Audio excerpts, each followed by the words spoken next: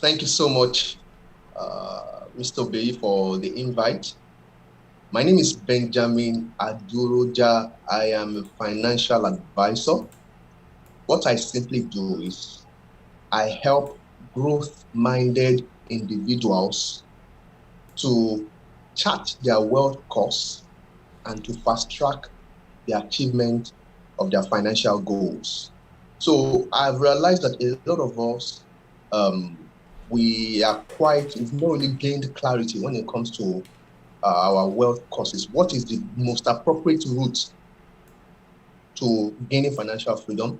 We've not really been able to gain clarity in that area. I come in to help my clients, to help growth-minded individuals to be able to quickly decipher that route and then to be able to fast-track the achievement of their financial goals. That's what I do. Hello and welcome to Obehi Podcast. I'm your host, Obehi A14, and I strongly believe that everyone has a story to share. Now let's get started with this episode.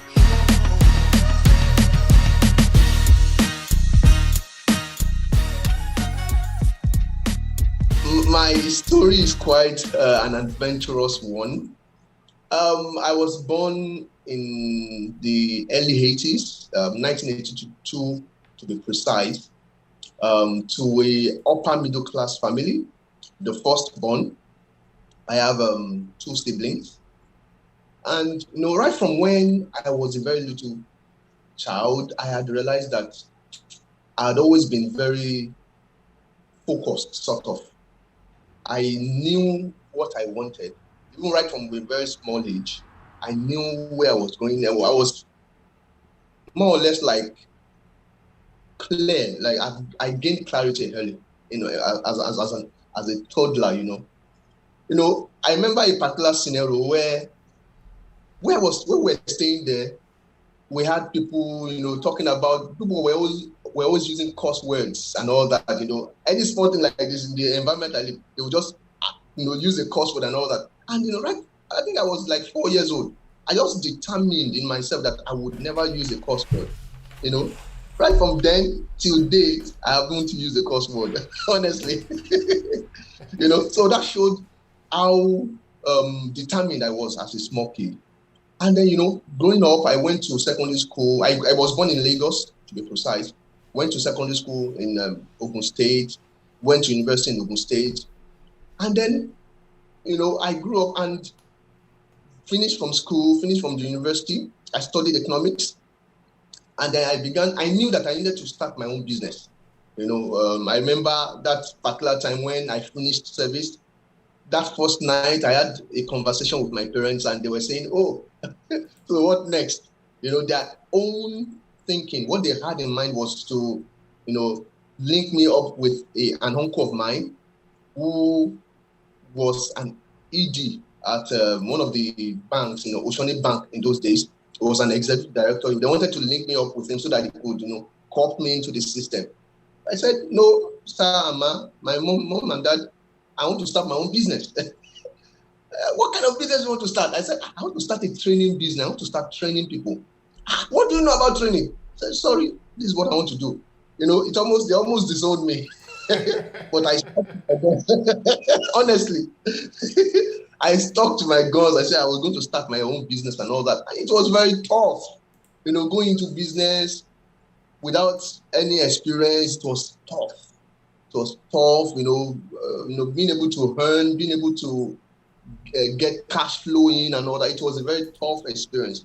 I do not wish that on my enemy, Sometimes I would say that the best bet is when you want to go into business, go and start somewhere first. Go and work somewhere first before you jump into business. I didn't do that. That was my own path, and I take responsibility for it. So I started business. I started doing trainings and all that. I was doing HR trainings, marketing trainings, all personal development trainings, communications trainings, doing all sorts just to make money, just to get. I was even doing marketing, doing marketing of goods, marketing this, marketing that, anything that would bring in the nickel. Then one particular day, a mentor of mine called me. He said he wanted to have a word with me.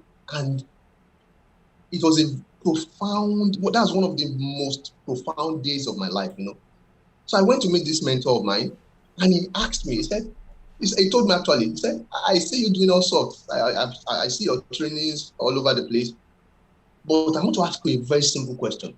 He said, if you mention Bill Gates, what comes to mind? I said, well, computers now. If you mention Michael Jordan, what comes to mind? I said, basketball. If you mention, if you mention so and so, what comes to mind? I said, productivity. If people mention Benjamin Aduroja, what will come to their mind? I kept quiet. He now said, go and find that one thing that people will be able to recognize your name for. People will be able to know you for, and then come back to me. He said, it may take you 1 week, or it may take you 2 months, 3 months, but just stick to it. Ensure that you discover that your place, and then come back to me. So I went back. It was a food for thought for me. And then to cut the long story short, I discovered my area. I realized that my area was wealth creation. So I went back to him and said, sir, my area is wealth creation. He said, yes. He said, wealth creation is broad. You need to narrow it. You need to look for a particular space in that area and then stick to it. So it was a journey. It was a long journey, I must say. It wasn't something that happened instantly. It took a process, but I knew that my broad area was wealth creation. And then I started doing trainings. From that point, I stopped doing HR trainings, all those stuff, all those bubu that they call it in Yoruba.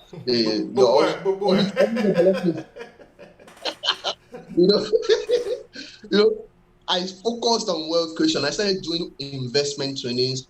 I started doing personal finance trainings and all that.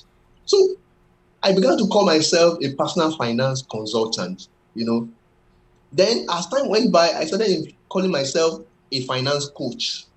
And then I realized I'm much more than a coach. I'm more or less like an advisor. I can look at you, I can look at your finance, your investment, decipher what it is you are going through, and then being able to advise you accordingly. So I began to call myself a financial advisor. I must also mention that as soon as I realized that my area was wealth creation, I went back to school. I dropped my stopped business for a while, went back to school, went to do my MBA, finance specialization, then came back and began, started running these trainings. So it's been a wonderful journey, a very, very adventurous journey, honestly, very adventurous. No dull moment at any time.